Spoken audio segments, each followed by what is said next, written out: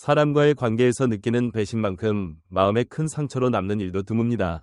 믿었던 누군가에게 등을 돌리게 되면 왜 미리 알아채지 못했을까 하며 스스로를 탓하게 되기도 하죠. 누구든 그런 경험은 피하고 싶을 것입니다. 부처의 가르침에는 사람의 본질을 꿰뚫어보는 통찰력을 키우는 방법이 전해지는데 이는 현대를 살아가는 우리에게도 유용한 지혜입니다. 그래서 일상에서 나타날 수 있는 위험 신호를 미리 파악하고 스스로를 지키는 방법을 전하고자 배신하는 이들이 반드시 보이는 7가지 행동을 이야기해 보려 합니다.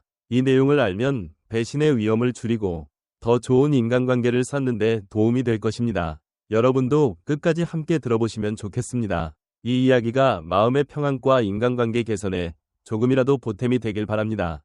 혹시 주변에서 배신을 당한 경험이 있다면 그때 무엇을 느꼈고 어떤 징후를 눈치챘는지 댓글로 나눠주시면 서로에게 도움이 될 것 같습니다. 이 채널에서는 부처의 가르침을 바탕으로 마음을 치유하고 삶을 풍요롭게 만드는 데 도움이 될 만한 내용을 전하고 있습니다. 아직 구독하지 않으셨다면 채널을 구독하시고 함께 배워가면 좋겠습니다. 옛날 인도의 어느 작은 마을에 아누라다라는 청년이 살고 있었습니다. 그는 마을 사람들에게 정직한 인물로 평판이 좋았고 많은 이들의 신뢰를 얻고 있었지요. 그런데 그런 그에게도 한 가지 고민이 있었습니다. 바로 사람을 믿는 일에 대한 불안함이었습니다. 어느 날 아누라다는 아자이라는 상인을 만납니다. 아자이는 말솜씨가 뛰어나고 사람을 금세 끌어들이는 친근한 웃음을 가진 인물이었습니다. 아누라다는 그 매력에 빠져들어 점점 가까워졌고 결국 중요한 일을 함께하기로 마음먹었습니다. 그런데 마을의 현자이자 부처의 가르침을 익혀온 수아미 장로는 아누라다에게 이렇게 조언했습니다. 사람을 믿는 건 귀한 일이지만 그 전에 그 사람이 어떤 행동을 하는지 잘 살펴야 하네. 부처님께서는 신뢰란 행동으로 시험받는다고 하셨지. 이 말이 아누라다의 마음 한구석에 걸려 있었습니다. 하지만 아자이는 어느덧 아누라다에게 없어서는 안 될 파트너처럼 느껴졌습니다. 그러던 어느 날 아누라다는 아자이의 행동에서 미묘한 어긋남을 감지하기 시작했습니다. 아자이가 자신에게 말하는 내용과 다른 사람들에게 하는 말이 조금씩 달랐던 것이죠. 다만 그때는 사소한 일이라 여겨 대수롭지 않게 넘겨버렸습니다. 아누라다의 불안감이 단순한 기우였을까요? 아니면 부처가 일러준 배신하는 사람의 행동 이 아자이에게서 드러나고 있었던 걸까요?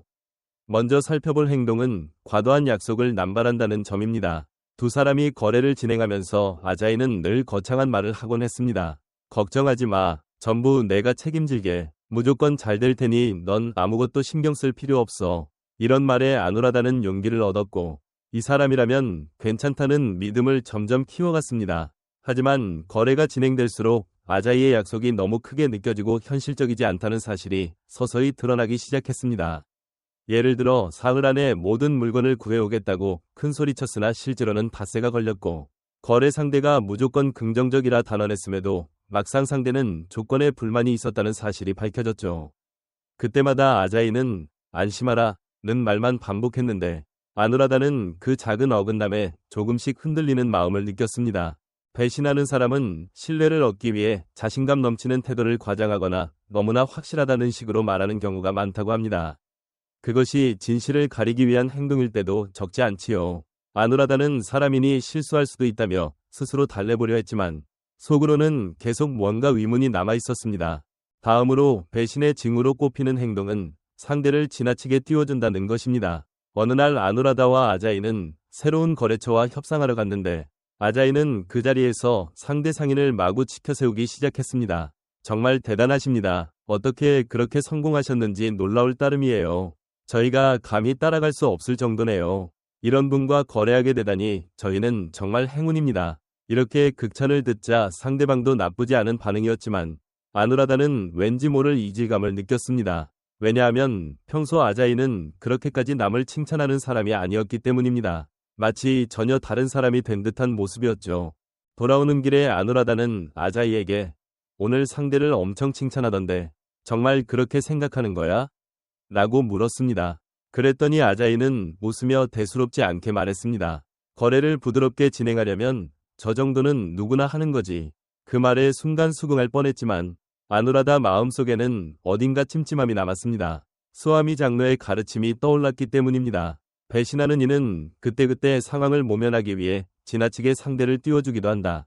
참된 존중은 조용히 드러나기 마련이다. 아자이의 그 과한 칭찬 뒤에 숨은 본심이 뭘까? 아누라다는 의구심을 품었지만 그걸 제대로 들여다볼 용기가 없었습니다.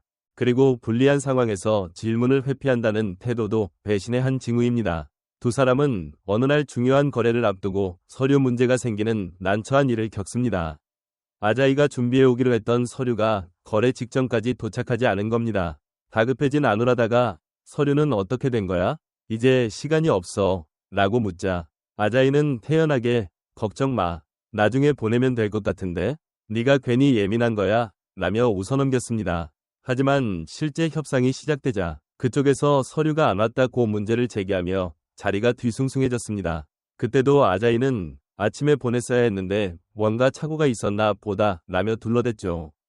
결국 거래가 끝난 후 아누라다는 스와미 장로를 찾아가 이 상황을 털어놓았습니다. 스와미가 말했습니다. 불리한 진실을 가리는 사람은 배신의 전조를 보이는 경우가 많다. 진실을 피하는 태도에는 늘 책임 회피가 따르지. 아자이가 전부 잘되고 있다 고대내면 되뇌는 만큼 아누라다는 안에선 작은 불신이 자라나는 걸 느꼈습니다. 하지만 여전히 아자이를 의심한다는 사실 자체가 불편해 제대로 따지지 못했습니다. 한편으로 아자이는 거래처나 주변 사람들에게 전혀 다른 정보를 퍼뜨리며 상황을 자기 뜻대로 이끌어가려 했습니다. 바로 정보를 조작해 사람들을 통제한다는 행태였는데요. 어느 날 거래 상대방이 아누라다에게 아자이님이 조건을 바꾸겠다고 했던데 당신도 같은 의견이시죠? 라고 물어온 적이 있었습니다. 아누라다는 깜짝 놀랐습니다. 들어본 적도 없는 얘기였으니까요. 급히 아자이에게 묻자 그는 웃으며 너는 당연히 찬성할 줄 알았지. 괜히 복잡해질 것 같아서 말 안 했어. 라는 식으로 넘어갔습니다. 그 순간 아누라다는 다시 한번 찜찜함을 느꼈지만 끝까지 문제 삼지는 않았습니다. 왠지 진실을 확인하면 돌이킬 수 없을 것 같은 두려움이 있었기 때문입니다. 스와미 장로는 남을 조종하려는 사람은 정보를 자기 입맛대로 바꿔서 주변을 흔든다.